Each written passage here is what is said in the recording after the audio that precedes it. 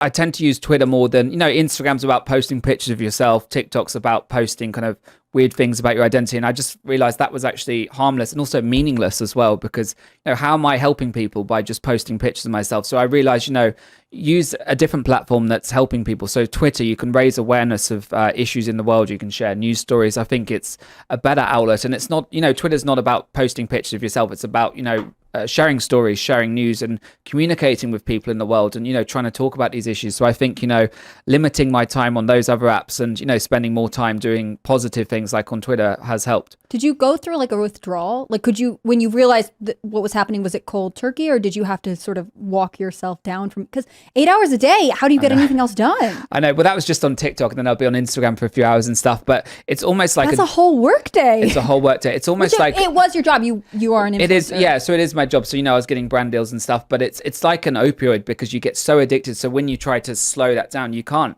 Like, even when I'm so exhausted and tired, I'd be on my phone, like at night, it's 2 a.m., 3 a.m. It's so boring on my phone, nothing going on. I'd still be on it. I couldn't get off. So I'm an adult, but imagine these kids that are on TikTok, they see all these cool trends and these identities, and maybe they don't have friends at school, maybe they're loners, and then they go to this for an outlet, and it's that validation. We all check how many likes we get, how many comments, subscribers. We have that addiction to, feeling validated and feeling like if we have more followers, we're loved, we're a good person. But it shouldn't be about that. It should be about who we are inside. And, it doesn't matter if we have 1 million followers or 10 followers. It's about the quality of the people around us. But what reinforces that is the money that can come along with the followers. Man, what a kerfuffle. Mm-hmm. And what money gets you.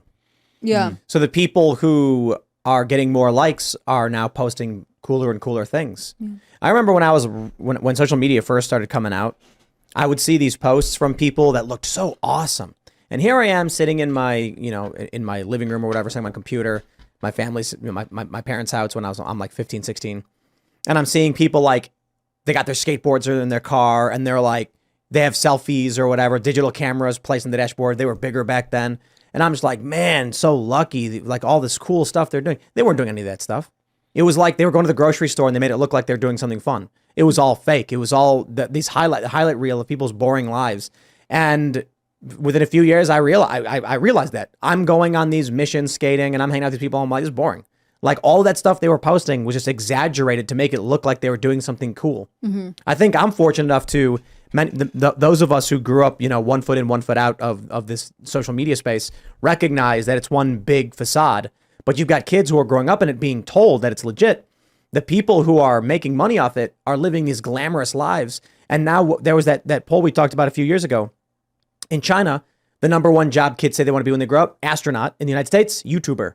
Mm-hmm. Man, that's messed up. But there's a decline in factory workers in China right now, and they're attributing it largely to the fact that social media has made it seem like there are actually other things to do. So if you grew up without social media, without access to the internet, you'd be like, well, everyone I know works in the factory, and so I'm going to work in the factory. And now it's like, but I don't want to do that. They're also more highly educated than their parents and things like that.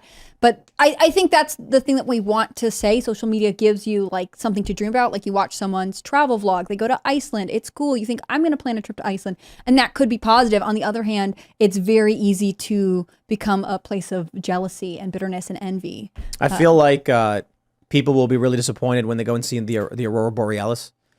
These photos are always manipulated. People don't get it. Mm-hmm. The Milky Way, for instance, if you Google search a photo of the Milky Way, you see this dark band of color. These are like high dynamic range photos, multi-layer, aperture or whatever, to make it really vibrant. And then you go out. I remember the first time I went to the Mojave and I was like, we're going to go to the Mojave. Like we were in Vegas. We're going to drive out and we're going to go to the middle of nowhere and just look at the Milky Way. And it's like, I can kind of see it. Mm-hmm. Okay.